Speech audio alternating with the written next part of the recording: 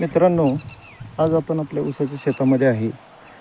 तर सहज एक गोष्ट लक्षात आली माझ्या, की थोडं जरा लक्ष दिल्यानंतर आपण अतिशय चांगलं उत्पादन घेऊ शकतो. तर ते कसं?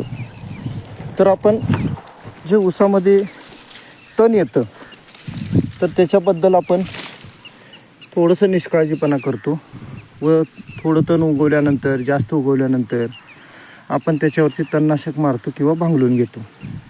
तर माझं म्हणणं असं आहे, जसं भारत सरकार दहशतवादाच्या बाबतीत झिरो टॉलरन्स हा आपला रोख आजमावत असतो, तसंच आपण आपल्या शेतामध्ये तणाच्या बाबतीत झिरो टॉलरन्स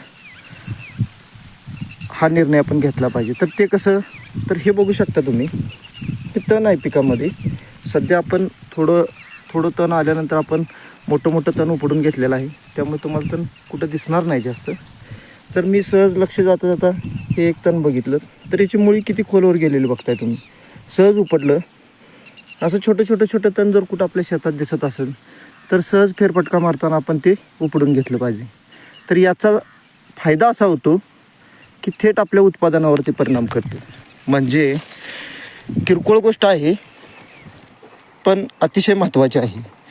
तर याबद्दल तुम्हाला काय वाटतं ते मला कमेंटमध्ये सांगा. धन्यवाद.